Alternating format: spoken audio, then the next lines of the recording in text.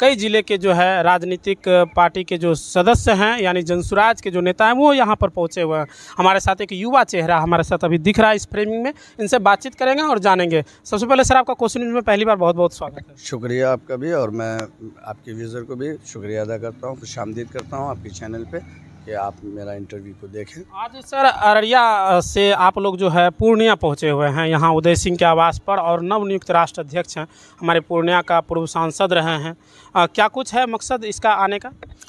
ये संगठन की आज जो हमारे जनसुराज के राष्ट्रीय अध्यक्ष श्री उदय सिंह उर्फ पप्पू सिंह जी के आवास पे एक कार्यकर्ता सम्मेलन रखा गया और ये उसके बारे में जांच पड़ताल की गई। उसके बारे में क्या कहते हैं, खबर लिया गया कि आप प्रखंड में, डिस्ट्रिक्ट में, पंचायत में, वार्ड में कैसे और किस तरह से काम कर रहे हैं और कहाँ कमी है और कहाँ कमी नहीं है, इसी का जानकारी के लिए आज बैठक रखी गई थी। आज हम लोग उसमें भाग लिए और बखूबी जो होना चाहिए एक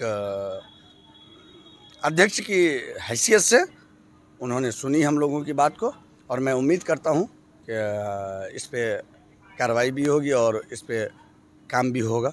लगातार देखा जा रहा है कि हर आपका जैसे अररिया की हम बात करें तो 6 विधानसभा क्षेत्र है और एक एक विधानसभा से अगर हम जनसुराज की सिर्फ बात कर लें तो एक एक विधानसभा से 7 से 8 दावेदार हैं, कहीं पर तो ज़्यादा भी हैं कम भी हैं।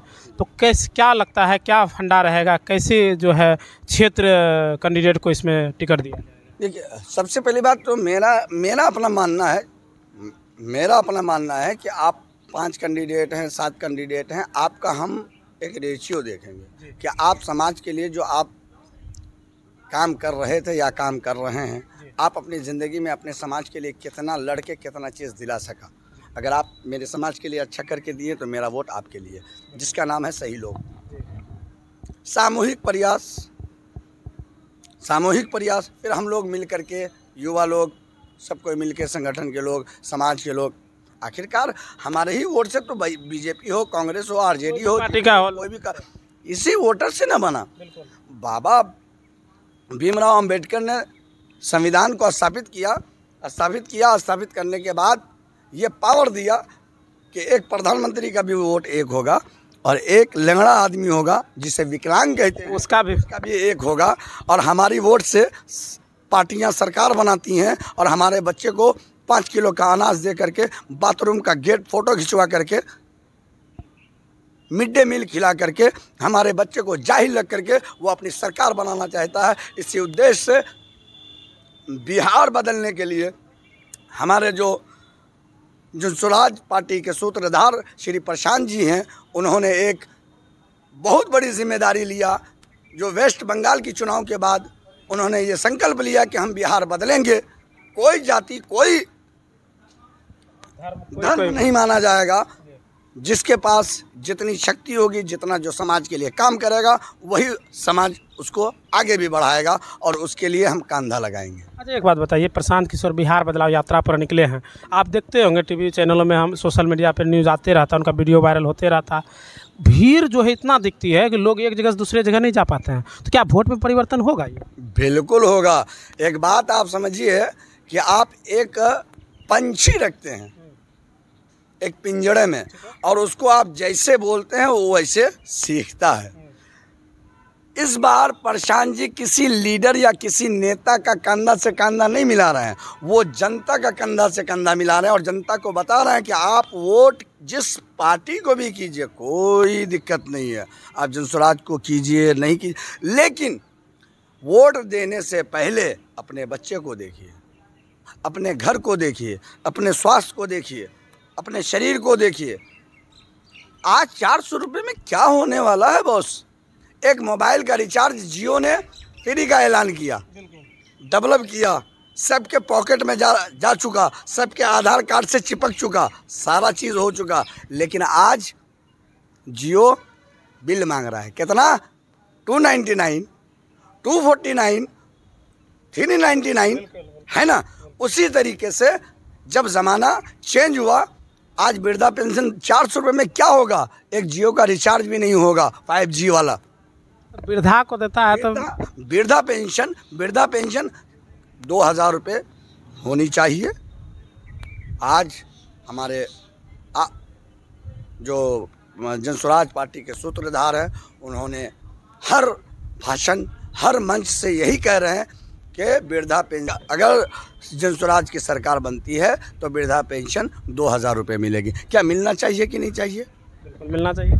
एजुकेशन मिलना चाहिए कि नहीं? आप हमें 5 किलो अनाज किस लिए दे रहे हैं? आप मुझे स्कूल दीजिए ना, अच्छा हम पढ़ लेंगे, हम कलम चला लेंगे, तो फिर फेसबुक का CEO बन जाएंगे, यूट्यूब का जानकार बन जाएंगे। आप हमको पढ़ाएंगे नहीं, आप मेरे लिए स्कूल बनाएंगे नहीं, आप उसी मास्टर से आप जनगणना भी कराते हैं, उसी मास्टर से आप सारा काम कराते हैं।